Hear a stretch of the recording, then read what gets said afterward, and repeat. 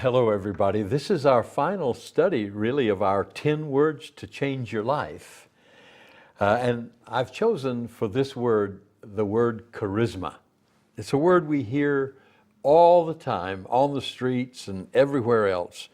And it's a fascinating word. It's a biblical word, has a lot of applications, but I want to use it as we use it in everyday terminology, not so much in a religious sense today. All special people have charisma.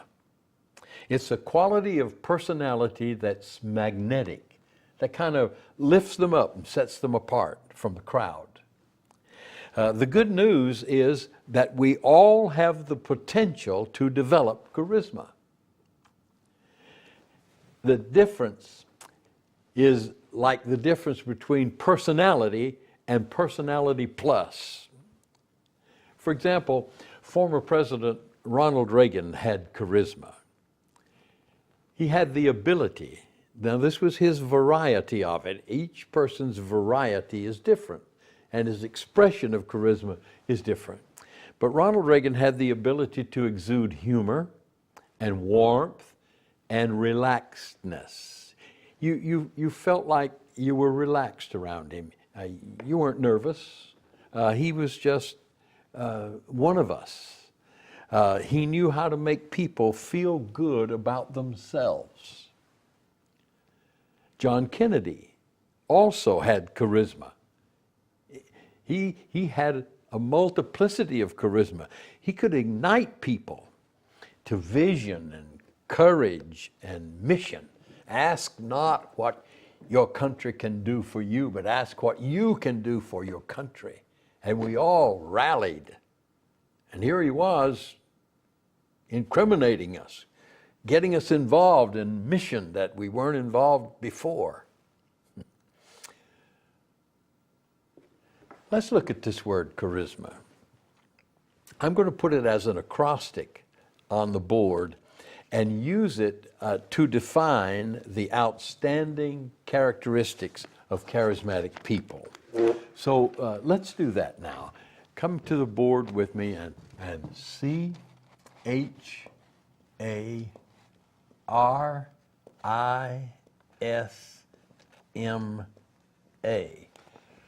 Charisma. And there's the word, charisma. It's really two words. One is the word charis, C-H-A-R-I-S, charis, and that means grace. And ma is a little word that means overflow. So charisma is grace overflow. Now, first of all, it overflows as concern. The first characteristic of charisma is concern. Now, remember, charisma is not inborn.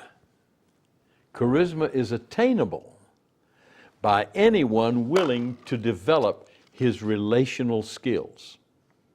If you're willing to pay for it, you can have charisma. Now, the first quality is concern, the ability to show that you care. The ability to show that you care. Somebody asked Pearl Mesta. Pearl Mesta was called the greatest Washington hostess since Dolly Madison. They asked her the secret of her success in getting so many of the rich and famous of the Washington scene, and throughout the country for that matter, and the world, to attend her elaborate, lavish parties. Here's what she said. She said, "It's all in the greetings and the goodbye, darling." Says, as each guest arrives, I meet him at the door and call him by name and say to him or to her, "At last you are here. Now we can get underway."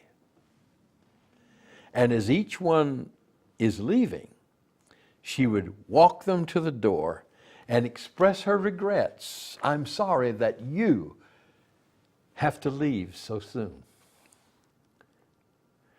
Now, at any gathering, you're going to find two types of people. Those who arrive with the attitude, well, here I am, or those who arrive with this attitude, wow, there you are. It doesn't take long to notice that people flock to the wow, there you are people.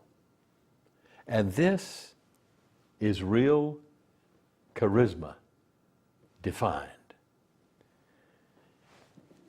Be more concerned about making people feel good about themselves than you are in making them feel good about you. That was Reagan's genius. That was his charisma.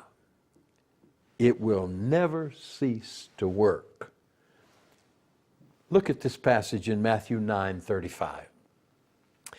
And Jesus was going about all the cities and villages, teaching in their synagogues and proclaiming the gospel of the kingdom, healing every kind of disease and every kind of sickness. Here's his attitude. Watch this.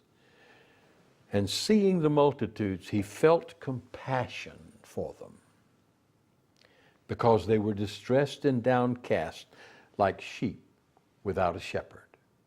There's the key. He went, he saw, he felt, and he acted in concern. And if you and I will go to people, truly see them,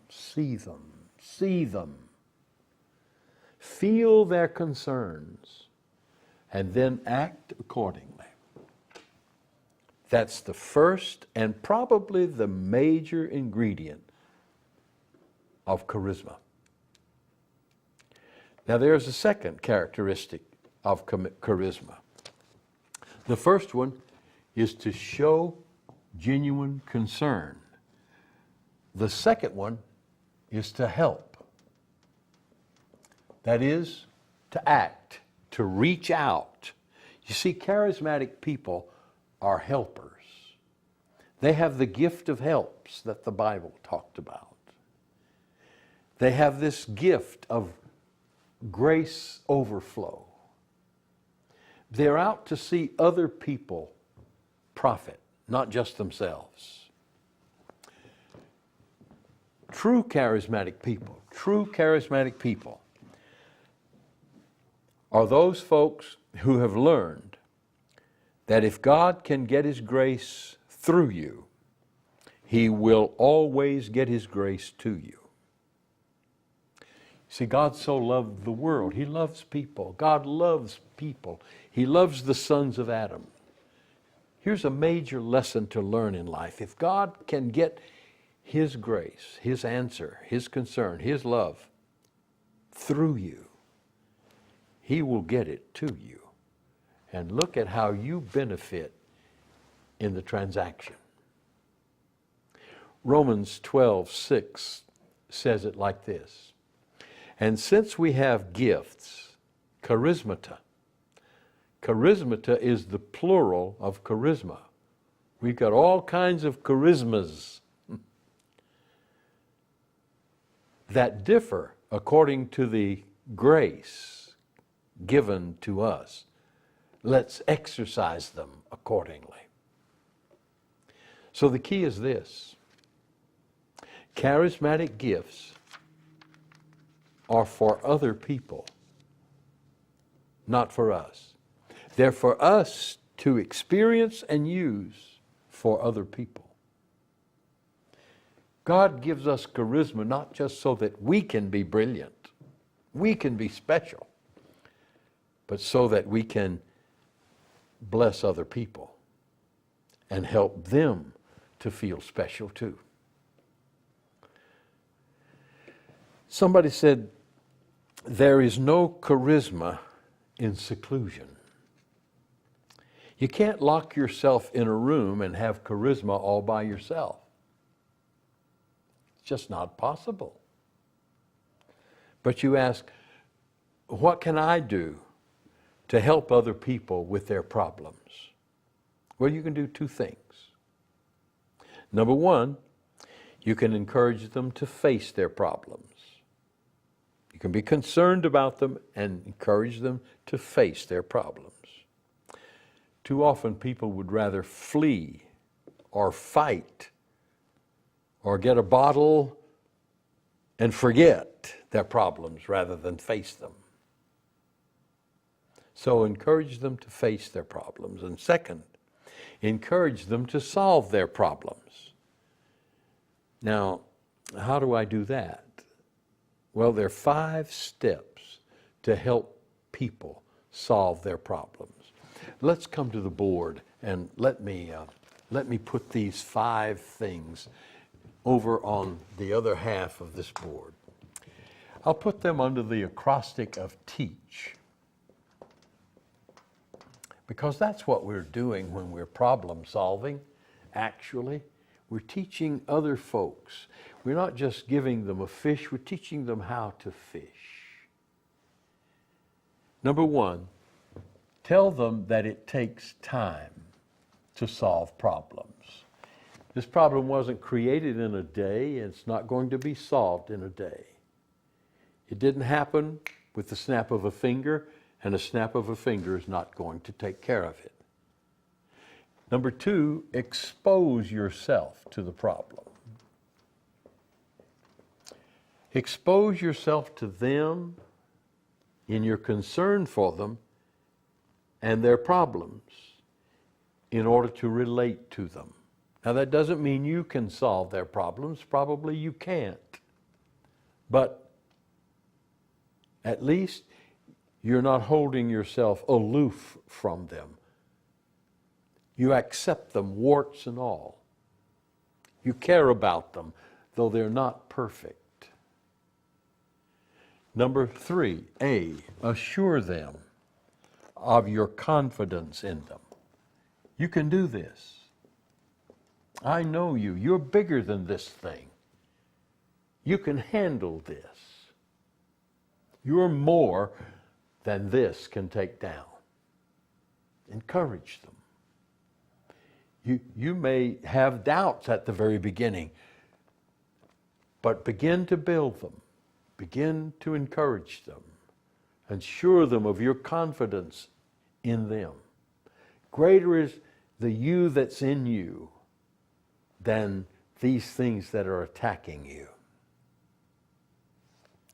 Number 4, creatively show them how to deal with their problem.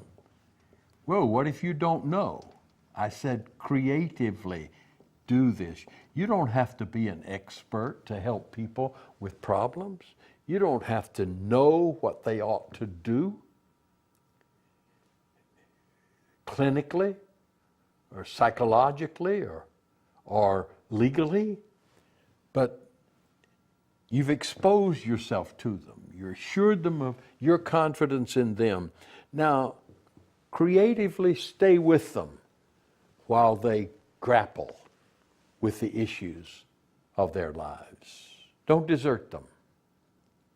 And then finally, offer them hope. Offer them hope. I've got confidence in you. I know you can do this. You're growing, and you're going to come to a place where you can reach out and take hold of this thing. Offer them hope through the process. Now,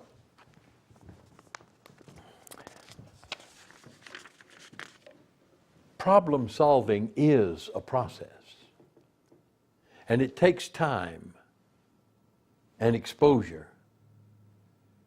It needs assurance, and it must be creative, and it requires hope. So you can provide that. And as you do so, you are teaching, comforting, helping, this person overcome problems. So that's CH. Now, the next letter is A, charisma, CHA, and this word is action. That is the ability to make things happen. A charismatic person is never boring. He or she may be controversial, unusual, and entertaining, but never boring. So be honest with yourself. Evaluate how you come across to other people. There's a little 5-year-old precocious boy. One day he was in a dead, dry church service listening to a monotone preacher just going on and on and on. It's like he was boring for oil and couldn't strike it. Finally he looked over and he said, "Mama, pay the man and let's go home." That particular preacher lacked charisma. Somebody asked John Wesley once, "Why is it that people are so attracted to you?" He wasn't particularly striking in appearance. He wasn't a large man. He was really quite bookish. He answered, "When you're set on fire, people just love to come and see you burn." The message that he had, the mission that he sensed, set him on fire. People love to come to see you burn. That's charisma. That's charisma. I once read that if you want people to listen to you, you've got to develop 2 traits. Number 1 is creativity, and number 2 is confidence. Creativity is the ability to say things effectively, not just as anyone would. Work on your expression. Work on how you're going to say something. And the second one is confidence, the ability to do things effectively. Charisma. Number 1, concern. Number 2, help. Number 3, action. And number 4, results. What are the results? The ability to produce. The ability to produce. Charismatic people want to win. People love winners, and everybody wants to be on the winning team. A little boy played chess with his grandpa. And he said, "Oh no, Grandpa, not again. You always win." And grandfather said, "What do you want me to do, son? Lose on purpose? You won't learn anything if I do." The little boy said, "I don't want to learn anything. I just want to win." Charisma. Charisma. Real charismatics want to win, but they don't just want to win themselves.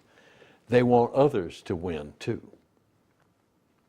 They're grace people, you see. They create producers. Grace people. People whose own lives are full of grace and they have this overflow for others. How do you create producers? How do you make other people into winners? First of all, you find your own strength. That's so important. Know who you are. Know what you do best and operate out of your strengths, not your weaknesses. Number 2, find someone who needs that strength. Find somewhere to invest that strength. And number 3, figure out how to give it to them in their terms, not in yours, in a way that they can gladly and profitably receive it. You see? Charismatics are other-centered folks, and they use their strengths to help others. Of course, they're not without rewards for that. Someone said once, if you want to become rich, then make some other people around you rich, and you will grow richer from their overflow. Charismatics are not self-centered. They don't use their strengths to dominate others. They use their strengths to enrich and empower others. Now, number 5. The 5th characteristic is influence.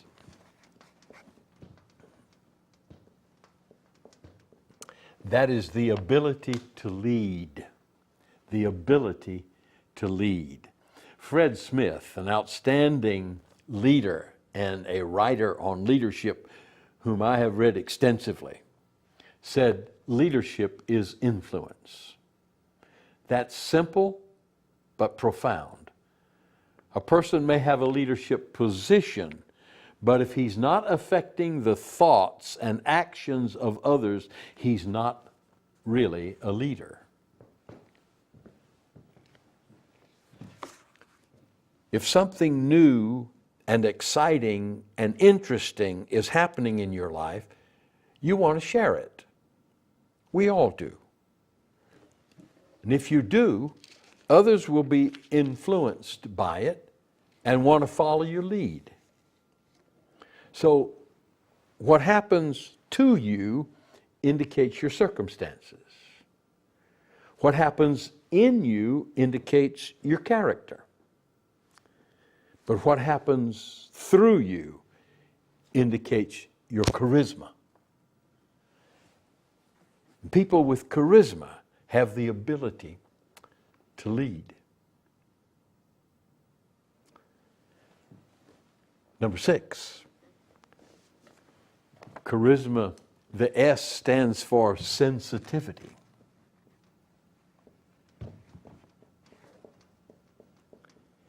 And that is the ability to feel and to respond. Charismatic people have the ability to be sensitive to changing situations. They're sensitive to the changing mood and feeling or spirit of a situation. Situations are alive. Now, most people have the ability to sense things, but they aren't usually able to react properly or express their feelings clearly. True charismatic people not only feel it, but they know how to react to it and express that reaction accurately and clearly. If you want to develop your sensitivity, you must be willing to take a risk. This is not easy. People whose feelings are always getting hurt will withdraw from other folks and never take risks. But the true charismatic person will risk getting out of his comfort zone in order to make others feel comfortable in his presence. Sensitive. Risk-taking. Now we've got about two and a half minutes left. Let's see if we can get these other 2 in. M stands for motivation.